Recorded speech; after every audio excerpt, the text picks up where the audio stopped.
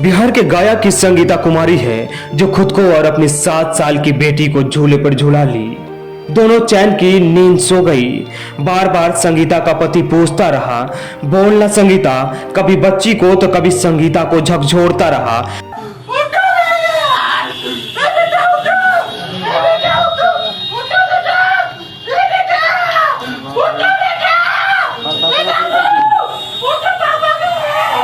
पूछता रहा, बोलना संगीता, ऐसा क्यों किया? लेकिन संगीता कुछ बोलने वाली थोड़ी थी। संगीता सब कुछ साथ लेकर चली गई।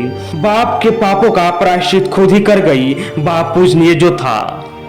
मेरा बाप मुझे शादी से पहले से ही नाजायज तरीकों से छूते आ रहा है। अब तो नहीं बाप को कोई समस्या होगी और ना ही परिवार वालों को। संगीता तो पागल थी, सब यही कह रहे थे ना।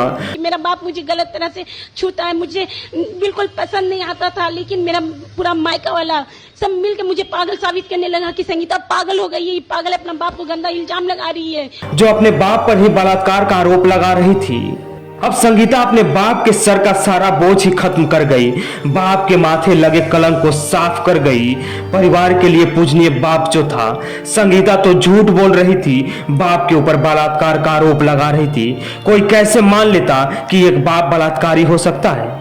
इसीलिए तो सुशासन बाबू के प्रशासक भी संगीता की एक नहीं सुनी। संगीता थाने का चक्कर लगाती रही, थाने में जा जाकर गुहार लगाती रही कि मुझे इंसाफ चाहिए, मेरा 4 साल से मेरा बाप ही बलात्कार कर रहा है। पुलिस स्टेशन गई, लेकिन प्रशासन अब तक कोई कार्रवाई नहीं किया। लेकिन थाने के दरोगा साहब अपने में मग्न होंगे। थाने के दरोगा साहब को इस बात का भान ही नहीं होगा कि बाप भी बलात्कारी हो सकता है, या यही सोच रहे होंगे कि एक बाप के खिलाफ मुकदमा दायर कैसे करें।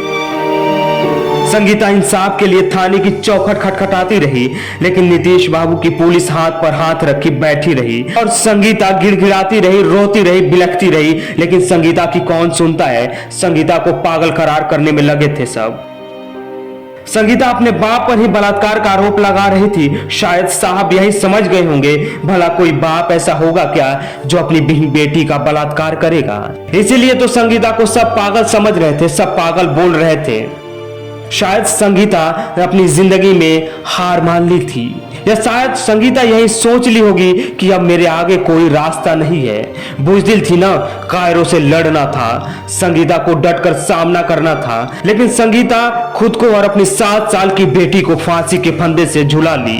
अब बाप भी चैन की नींद सो रहा होगा कि संगीता अब मर गई। संगीता मेरे राह में रोड़ा थी जो अब तो चली गई। अब रास्ता भी बिल्कुल साफ हो गया।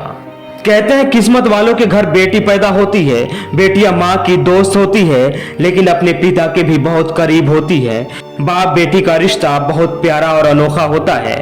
बेटियां भले ही पराया धन कहलाती है, लेकिन एक बाप के लिए एक अनोखा या अनमोल खजाना होती है। बाप बेटे के रिश्ते से भी ज्यादा मजबूत बाप बेटी का रिश्ता होता है। इसीलिए तो बेटियां अपने पति में पिता की खूबियां ढूंढती है। लेकिन जब एक बाप ही वहशी और दरिंदा बन जाए तो बेटियां कहां जाएंगी? जब बाप ही बेटी की आबरू का भक्षक बन जाए तो बेटियां किससे गुहार लगाएंगी? जब बाप ही बेटी की आबरू तार तार करने लगे तो बेटियां किससे सुरक्षा की उम्मीद रखेंगी?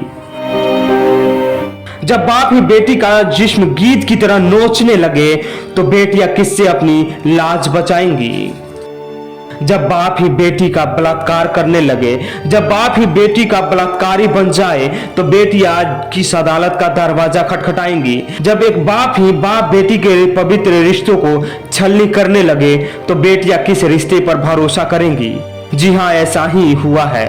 बिहार के गया में एक बाप ही अपनी बेटी की आबरू को तार तार करता रहा, रिश्तों की लकीरों को मिटाता रहा, हवस का शिकारी बन गया। गिद्ध की माफी 4 साल तक शरीर को नोचता रहा। हर बेटी गुहार लगाती रही, इंसाफ के लिए दर दर भटकती रही, लेकिन इंसाफ नहीं मिला बल्कि मौत मिला। खुद को फांसी के फंदे से लटका ली। ब्यूरो रिपोर्ट दी घंटा।